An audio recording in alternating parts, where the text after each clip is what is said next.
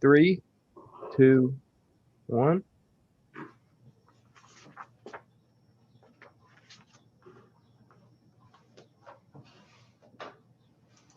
Hello, you good people. Hello. This is Life on Earth. And you're in it. And we're in it as well. As a matter of fact, we're all on the same big giant ball hurling through space right now. Sorry, intentional pause there. Hello, you good people, and thank you for joining us. This is Life on Earth. And today is Thursday, July 1st, 2021. The 182nd day of this, your best year yet, with 183 days remaining. That would normally be a show opener for our other show, but I'll tell you what, it's going to relate directly to our theme today. Hello, thank you for being here. This is Life on Earth. I'm Robert Nasir. This is Amy Nasir. You know who you are. You know, as I always say at the beginning of the show, Ayn Rand famously said, the name of my philosophy is objectivism formally, but informally, I call it a philosophy for living on Earth. And if that's so, if objectivism is a philosophy for living on Earth, then it stands to reason that objectivists, serious fans of Ayn Rand, should be the most successful, the most benevolent, the most positive, the most practical, the most gracious, principled, cheerful, optimistic, happiest people on Earth. Friendliest. Friendliest. Yes. And this is, after all, Life on Earth. The last time we talked about the problem with aphorisms like, happiness isn't about getting what you want, it's about wanting what you've got. I want to soak up the sun. That's right. Right. Now, some people take this to mean you should take time to celebrate your achievements. You should actually enjoy your values rather than after each accomplishment, just anxiously jump on the next assignment to the next goal. But we also discussed the opposite case, a case which came up during the Q&A Saturday before Saturday. Q&A on the ARCU case study group, Leonard Peikoff's Objectivism Through Induction. And during the Q&A, an attendee asked for thoughts on a friend of his who'd embraced this idea that true happiness is found not by pursuing more, but by enjoying what you've got. And as a result, this person had consciously, explicitly dropped the idea of ambition. So we had that whole show on ambition. You know, you take this idea to heart, what most people do when told by philosopher Sheryl Crow that it's not having what you want, it's wanting what you've got. What most people do is they kind of go halfway. Sounds good to me, you're right, I need to stop and smell the roses. Or as Ferris Bueller says, life moves pretty fast. If you don't stop once in a while, you could miss it. That's very true. So there's people who take this in the good, the common sense way. They're not that ambitious. After all, you know, you got to balance it out. We all want more success. We want more fun. We want more money. We want more love. But then happiness is appreciating what you've got. Whatever career you happen to be in, whatever friends you happen to have, whatever values you've already got, whatever assets you already have. So they're kind of ambitious, kind of successful, kind of happy, and kind of not. So what I see is that a lot of this comes from uncertainty, even from people who wouldn't recognize it that way, philosophic uncertainty. Mm-hmm. In particular, the kind of uncertainty that arises from a faulty worldview, a failure to appreciate that values are primary, the primacy of truth, the primacy of what is, the primacy of existence. You know, it takes an actual integrated philosophy to convey that. And sadly, a lot of people don't have that understanding. It does. Some of us, I shouldn't say some of us, because I wasn't a natural, but some people are naturally grounded. You meet these common sense people who never questioned it, who never didn't take facts as primary and values as primary. You know, if we take existence and its corollaries, consciousness, identity, we take them seriously.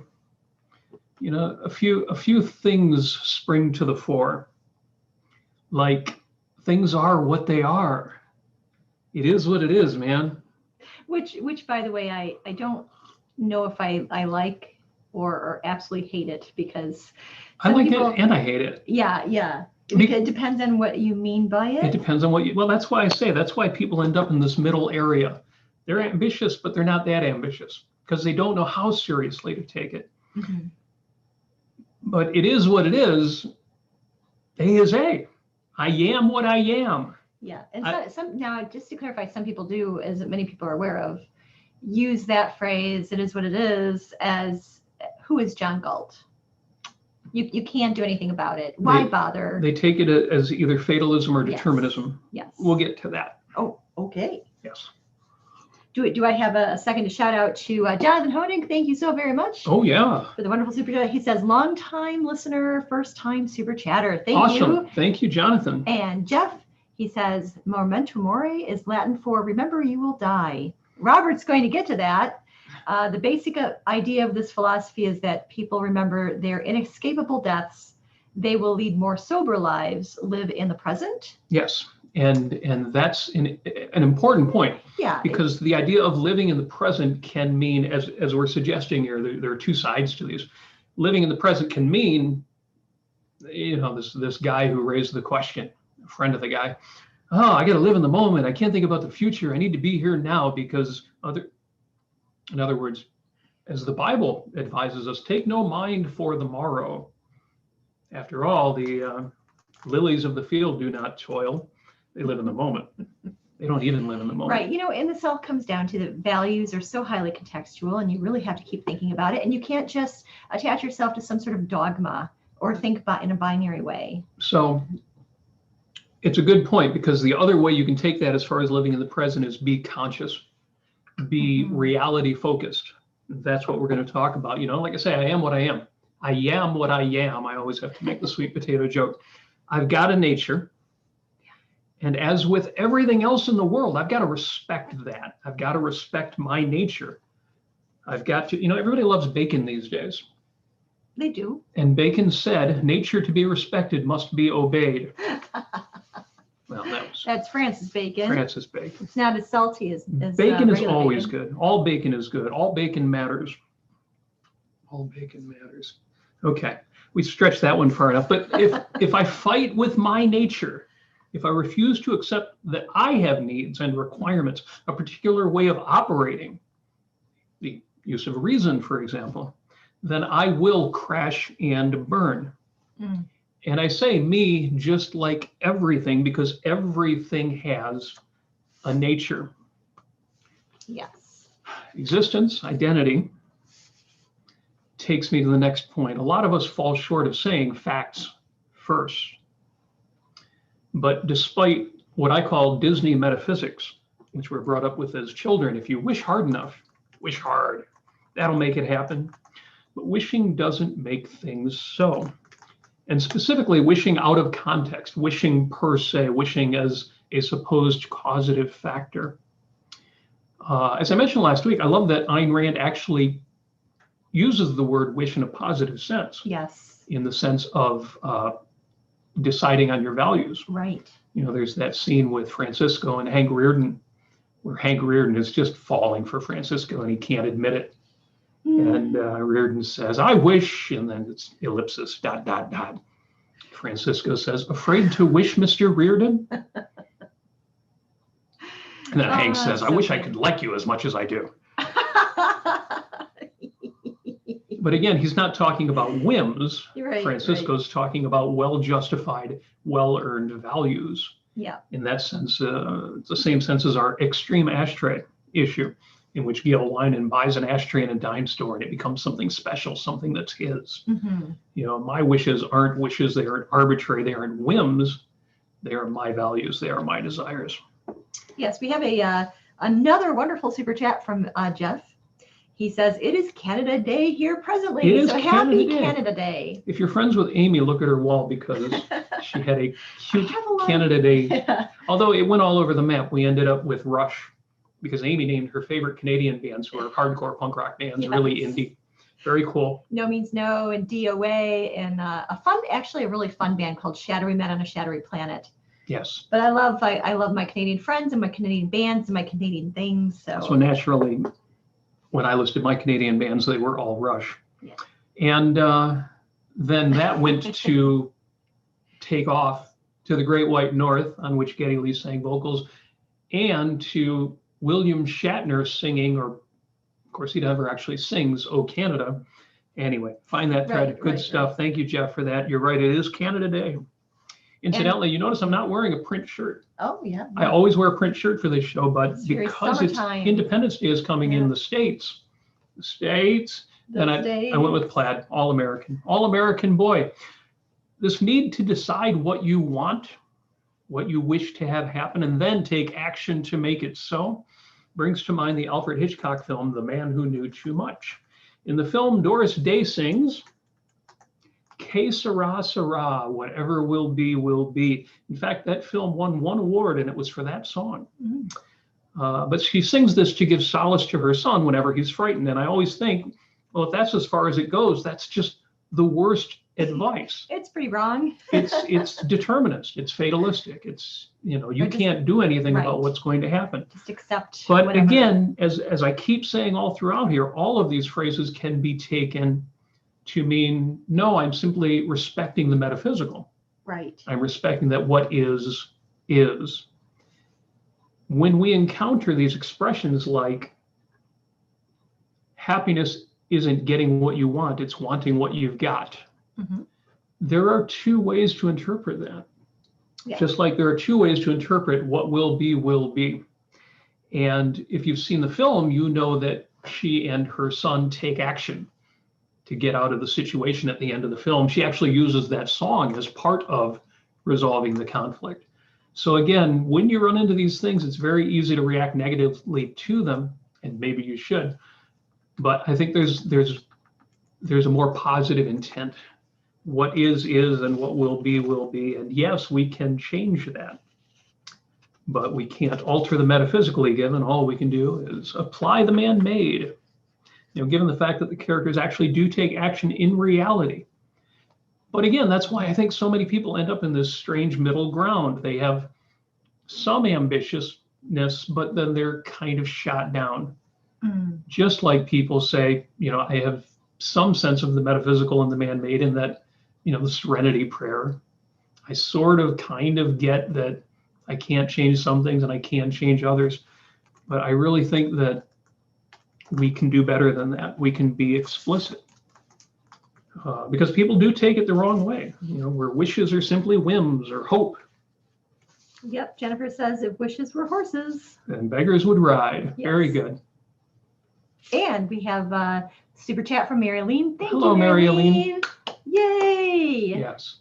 So the better people will say, well, that just means a man's got to do what a man's got to do. Or as we'd say, A is A. Also, a man's got to know his limitations. Yes, true too. Thank you, Harry Callahan. And that's actually very much directly related to the idea that ambition is something that needs to be dogmatic in your life. You mean it doesn't need to be dogmatic in your life? Right. The idea that you have limitations and you have a specific nature. You have a nature. Yes, you do. Yes, that's right. I always wished that I didn't have to sleep. I thought, gosh, I'm a night owl. Yeah. I'm a night owl, and I only want to do is just stay up. If I could alter if I could alter metaphysical reality, yes, that is the one thing I would change. Is I would say, why do we have to sleep? How do we waste 6 to 8 hours every night? Oh man, so much time sleeping. Well, you know what? It is what it is. A is A. Hey. Okay. Human nature is a thing. If existence comes first before consciousness, then so too our facts come before our desires. Yes. One fact of enormous value, one that is worth bearing in mind is, this will take us to point 3 in this short progression we're having today. Everything is finite. Oh, is it? If everything is what it is, then it only is what it is. Everything is finite. Whatever it is, It is what it is. So It is what it is, man. So my body it is what it is, and if I get up on the roof and jump off, I can't fly. Yes. But just don't. I'm not a bird. If So. everything is finite, and it is, then I must be finite too. And not just in terms of my size, thank God, and my scope of action, and my intelligence, despite the fact that it appears to be unlimited, but also my lifespan. So modest. Yes. And that brings us to Memento Mori. Remember your mortality, or as people like to say, remember that you will die. Remember that I usually don't like that expression. I don't dislike that expression. I just like the celebration of mortality. When you say, remember you're mortal, remember your mortality, remember your nature, remember you're going to die is kind of a downer. But that's fine too. However you best remember it. My personal date of death. My personal date of death, according to the never-errant deathclock.com, is Monday, July 28th, 2037. You can go to deathclock.com, enter your birth date. They don't ask for a lot of personal information. Tweak that date a little bit if you don't want them to have the real one, and then change your answers accordingly. But yeah, just put in your birth date. I think all they adjust is whether you're a cigarette smoker and your BMI, whatever that turns out to be. And they just look at the actuarial tables and say, okay, here's when you're going to die. So I'm going to die. I will assume room temperature. I will become metaphysically challenged on Monday, July 28th, 2037. Yeah, but you're going to be living much longer than. Well, actually, if I have my dear mother's genes, I'll probably live to be 100, and all of this is moot. But the point is, whatever it is, whether I live to be 74 or 104, my lifespan is finite. Incidentally, that's gone up a year since the last time I checked. I did talk about it on the previous show.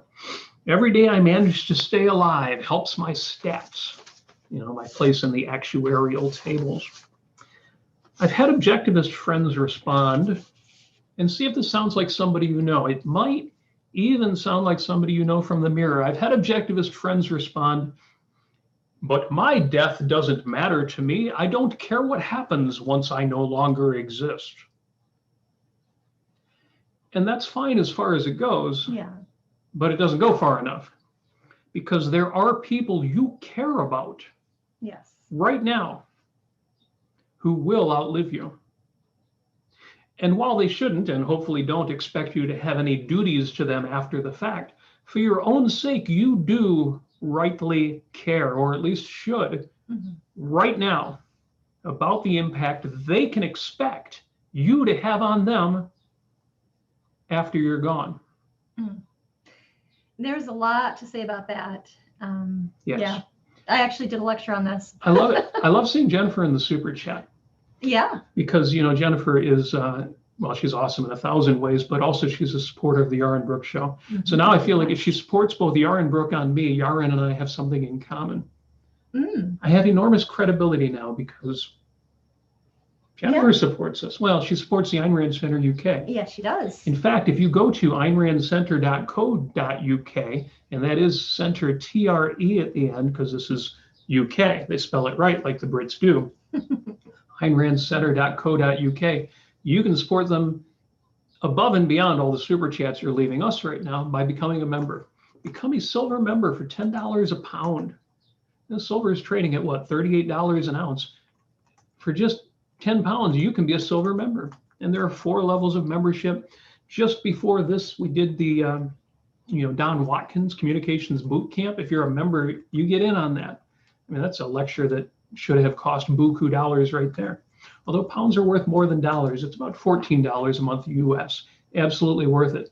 But that's my promo for Ayn Rand Center UK. They are the best, and you should be part of it. So thank you, Jennifer. But back to what I was saying, how far does this concern about what happens after you're gone, how far does that rightly extend? Should you care who inherits your money? Yeah. Who gets your other assets? your personal effects? Should you care about how your reputation affects people that you care about right now once you're gone?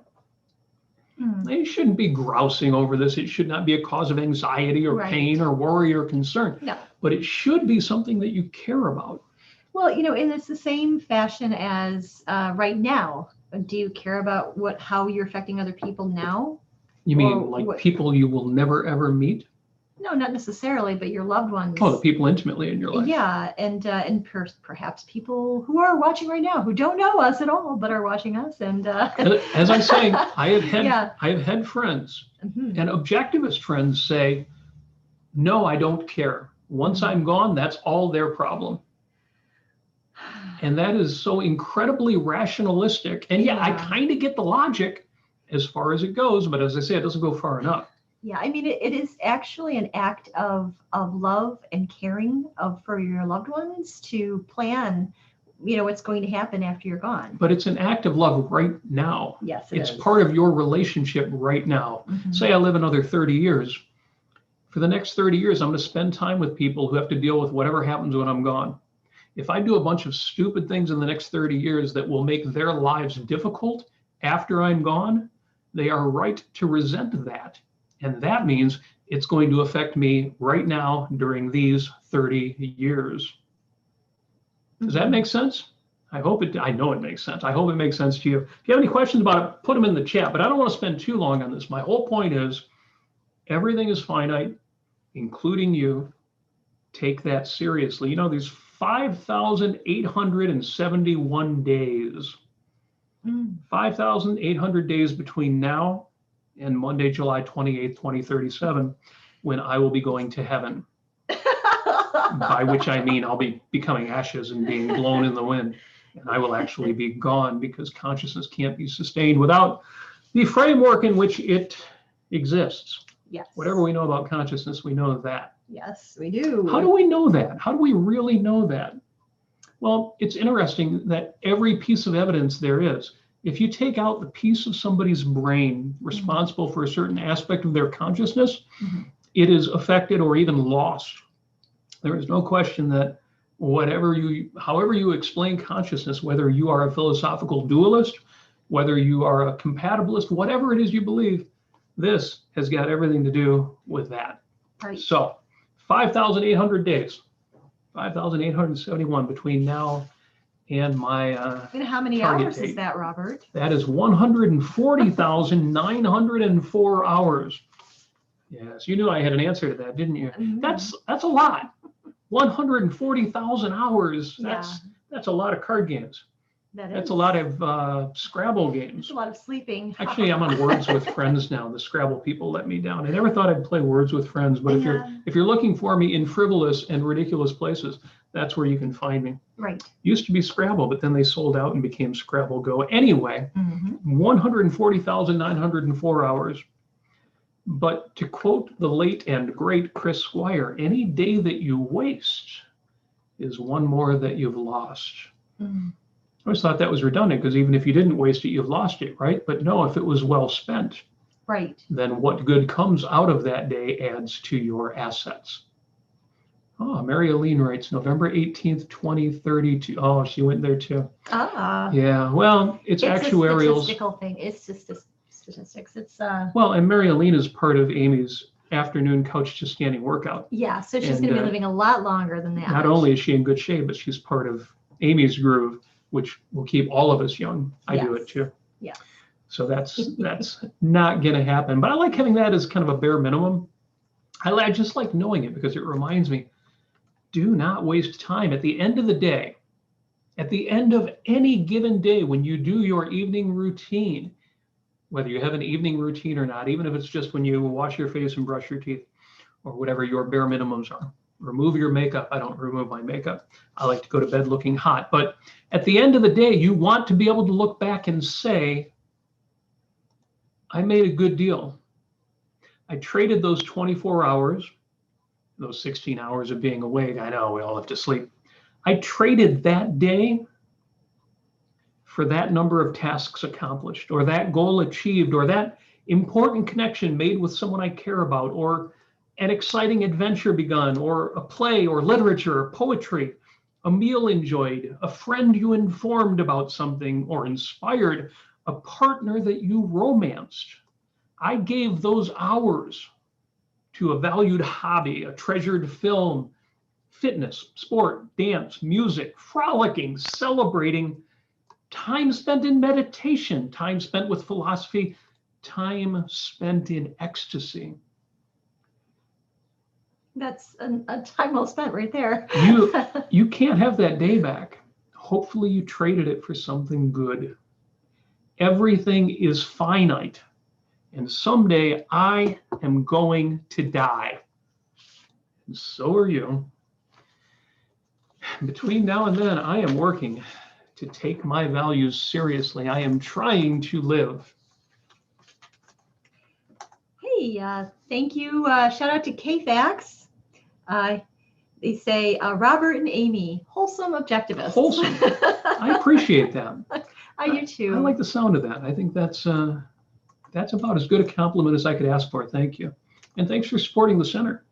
That's a $10 donation. That's generous. Yes. I like the little 99-cent ones that come in with the little animations. Those are cool, but that's, these $5, $10, that's good stuff.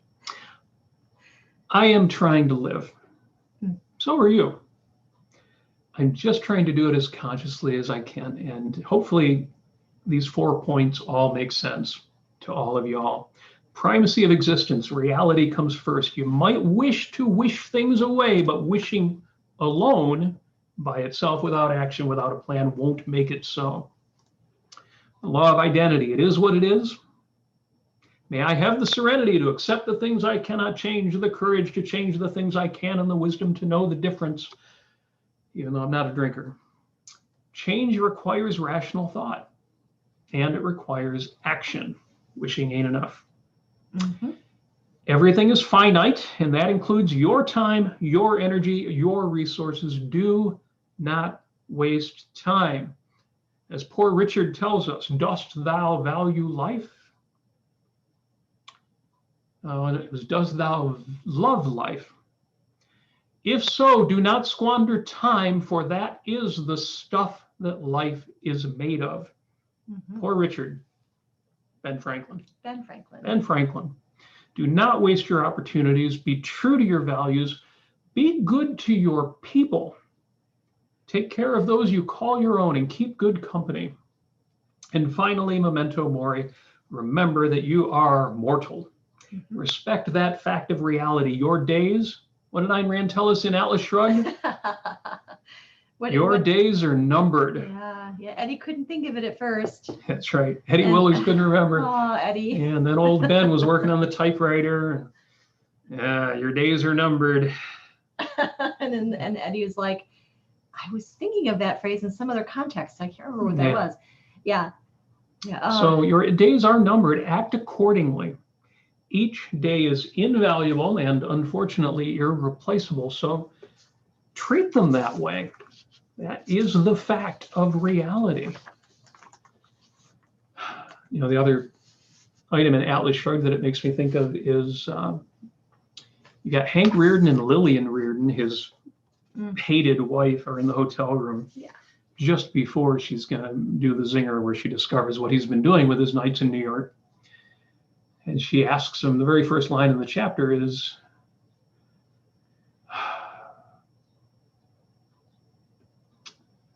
I forgot the line. She says, what time is it? That's right. Yes. What time is it? And the next line is, it's running out, thought Reardon. It's running out. Your days are numbered.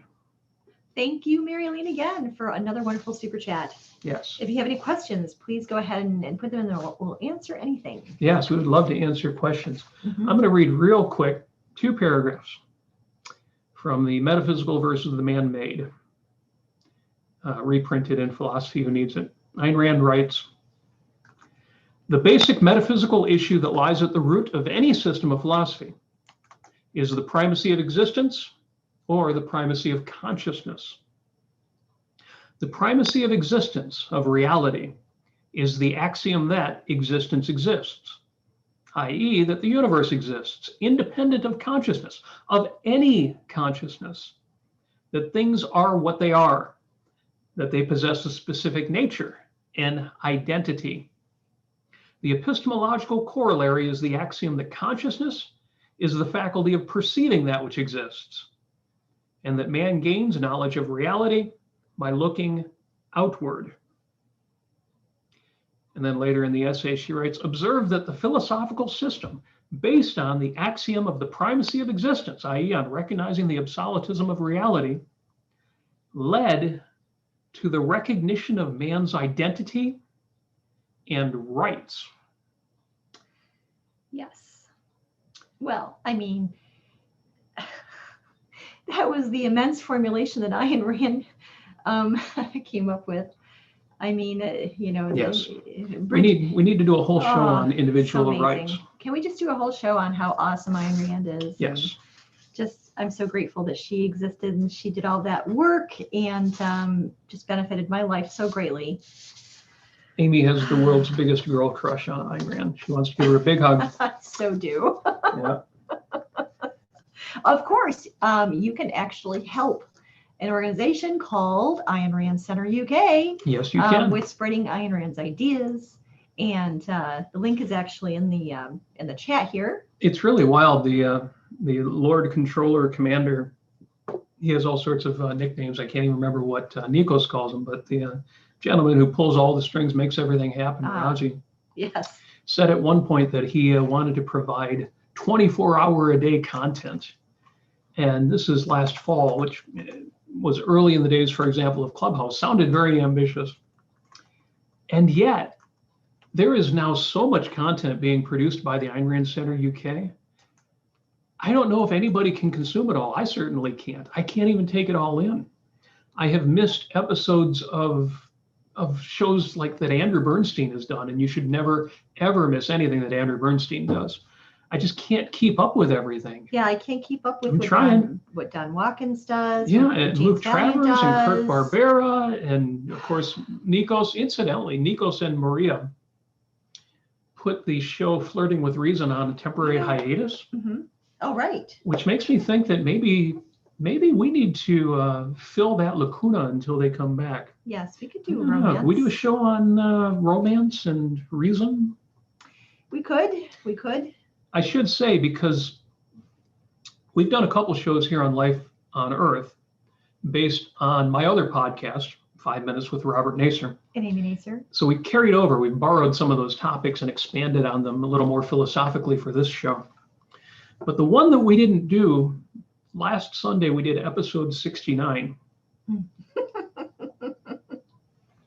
And unlike every other episode that has a title, episode 69 was just called episode 69.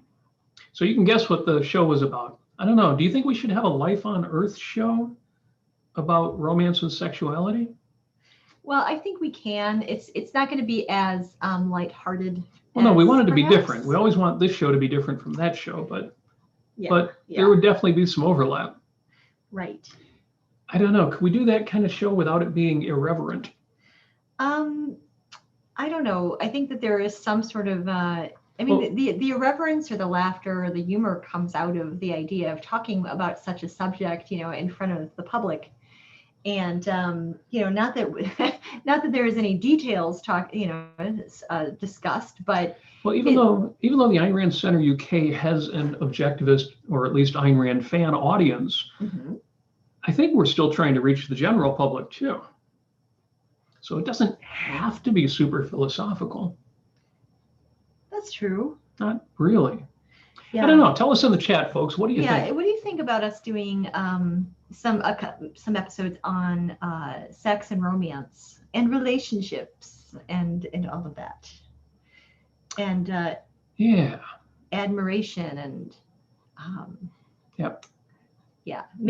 I love it. Jennifer says Lillian was a downer. Oh my gosh, she was the worst. She was the worst. In some ways, she was worse than James Taggart.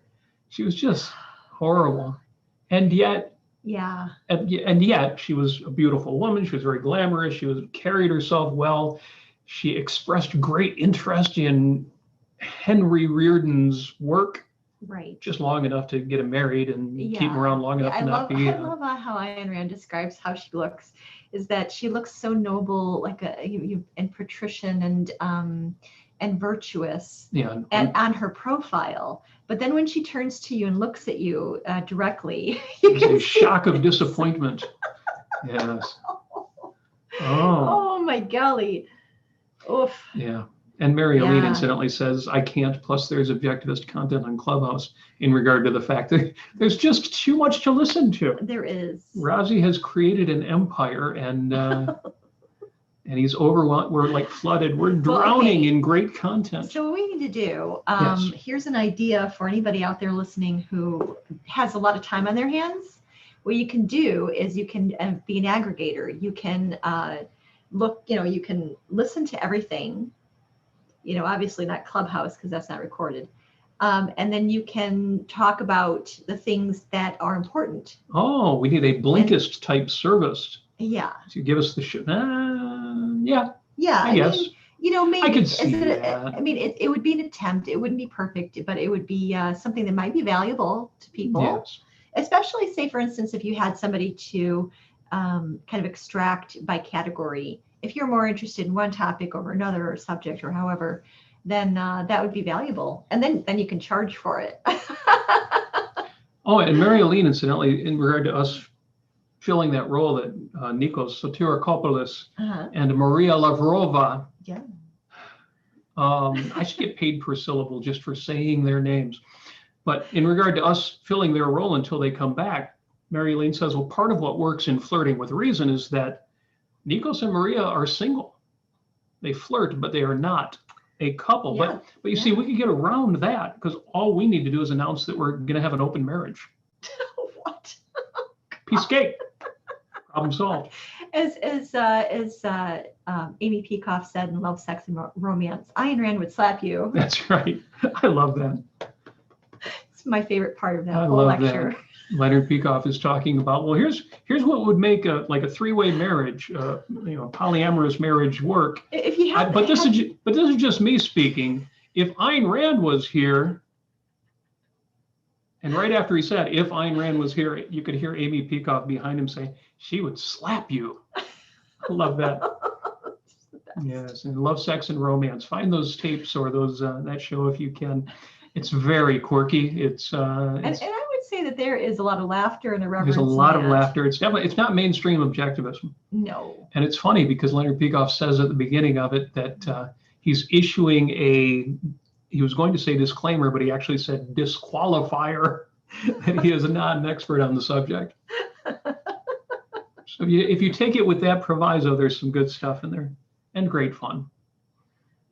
And Ellen Kenner was involved, and she is a professional in matters of relationships. So it was good. She is. Oh, she's definitely, her and Ed Locke wrote a wonderful book called The Selfish Path to Romance. Yes. Everyone should read. Path to Romance. Everybody should read this. Yeah, yes. We spent most of a year talking about that. We did. Studying it in length at Great Lakes Objectivists Glow.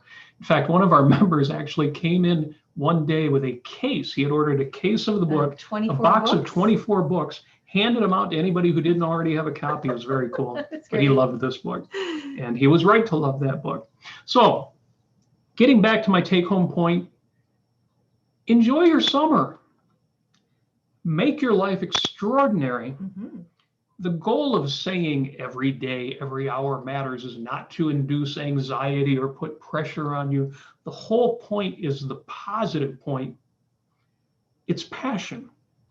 It's taking your values seriously. And that's what we want for you. It's certainly what I'm trying to do. I've actually, let's see, I just reported I've now ridden my bicycle 742 miles this year, which may not sound a lot to the seasoned cyclers out there, but the folks who follow our show know that I busted up my finger tumbling my bike over a telephone pole in April, on Easter morning, in fact. Yes, yes. So given that my miles for April and May were very low following that, I'm pretty happy with that. Yay, pat you on the back. Thank you. So in fact, my miles by the end of June are more than my entire year last year. That's awesome. So that means I can sit on the couch and eat Cheetos for the rest of the year. And can we get a super chat for Robert to support the Ayn Rand Center UK? Oh, I don't know. yes, one more super chat. One more super Give me chat. one more super chat. Somebody's got it in there. I'm gonna do like Yaron does. I'm gonna do a telethon. I need to get the super chat up to $400. Be lucky to get my super chats up to $40 in an episode. What we need to do is we need to find an Argentine or Brazilian gal who will do what Alejandra does Oh, yeah. and goad everybody into contributing more money. I shouldn't joke about that. No. It's very cool that Dr. Yeah, Brooke it's is able super to cool. sustain himself financially in the way that he does. He's just a little extreme with it sometimes, but he is the man. I mean, he's got the podcast out there. If somebody said, I only have time for one objectivist podcast, what should I be listening to? It's just, there's no competition. It's the Aaron Brooks show. So I don't mean to pick on him. I only pick on him because, he's bulletproof. He can take it. But Mary Lane did it. She came through with a super chat. Thank you so much for that. Yay. I feel complete. I feel done. I feel like I've had what I needed was missing from my life. That one little bit of validation. I feel like the spotlight is on me. I know, now. it's wonderful. It's a great. What have I said feeling. before? You deserve to have the spotlight on you at least every now and then. Yes. Stand on the chair, stand on the table, make everybody look. They should be looking. So I feel like I got a bit of that myself too. Thank you so much for being here. Again, Yes. it's very focusing for me. Go back to the basics. Go back to the fact existence comes first. Identity is what it is. You can't wish that stuff away. One of the things you have to accept is your own nature. And finally, the fact that your days are numbered. Do not waste time. Make it fantastic. Make it good. Or just, if what you want is to make it pleasant, make it pleasant. Yes. If you want a meditative life, if you want a sexy life, if you want a hardworking life, what you want your life to be, just don't waste your time. The reason I said today is July 1st, the 182nd day of the year with 183 days left to go. Mm-hmm. Tomorrow it's going to flip. Mm. On July 2nd, there will be fewer days left in the year than what came before. Our days are numbered. Our days are numbered. I'm pretty happy with what I did with the first 6 months of this year. But thinking about it that way, I've got a real fire in my belly to make the next 6 months even better. Make sure I didn't miss anything important. Jeff Bannister just gave us $10 Canadian, which is almost $10 American. It's funny the way Rucka always makes fun of other currencies. I shouldn't do that. That's really cool. American. But he says, I am a member, but nervous about Zoom interaction. It's okay. You can lurk and you can lurk. Well, a lot of times when I do the Zoom, for example, the communications boot camp, or especially the Saturday stuff, I'm usually out on a bicycle. I don't have my camera on. Right. And sometimes I never turn my microphone on. So it's not like I'm going to say anything that I regret or I don't look good on camera or something because I don't even turn it on. Yeah. So yeah, I wouldn't be too nervous. Well, depends on why you're nervous about Zoom interaction, but I would say jump in the water. It's fine. Yeah. But thank you for the super chat, Jeff. Yes, Very much thank you so appreciated. much. That's great. And with that said, and with that, happy Canada Day, everybody. Happy Canada Day. I talked with one of my wonderful Canadian friends, Carol, today, and she lives in London and Ontario. And they were talking about how people were a little down and people were having some marches about. There's so much lockdown still in effect in Canada. Well, not just COVID. And the actually, vaccines running late. No, it's not even that. What else is there?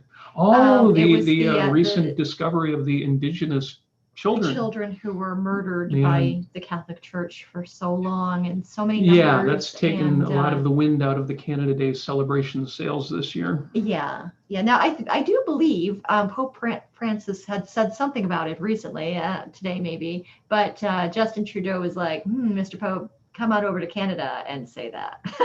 So, if you can get Trudeau to stand up for anything, that would be a good thing. Tough times. But you know what? Have some poutine. Have something maple flavored. There are great day. There are 1,000 good reasons to celebrate Canada Day. Yes. Do not let that one stop you. There our are- friends north of the border, and down here in the States. Independence Day is right around the corner. Right. Last night we were in Greenfield Village listening to the Detroit Symphony Orchestra do a dispersed program. If you're in Yes. Southeast Michigan, Oh, attend the Salute to amazing. America. It's outstanding. Salute to America Summer Stroll. Yeah. There and just like we said about Canada, there are 1,000 things to celebrate about America. Yeah. There are a few you might be concerned about. It's a holiday. Let that stuff go for now. Right. Pick it back up on Monday morning. Yes. It's going to be good. So thank you so much for being with us. And happy Independence Day. And coming happy up. Independence Day. We stand for independence and rationality and productivity and honesty and integrity and pride and justice. Mhm. But especially this week, independence. Thank you so much. We're going to wrap up. We're going to go over to Clubhouse. Again, if you're not already a member, AynRandCenter.co.uk, spell center that funny European way. Sign up as a membership, and we will talk to you audio by voice on Clubhouse in just a minute. And you can talk back to us, and you don't even have to pay for that. You can talk back for free. We'll talk to you in a minute. See you. Bye now.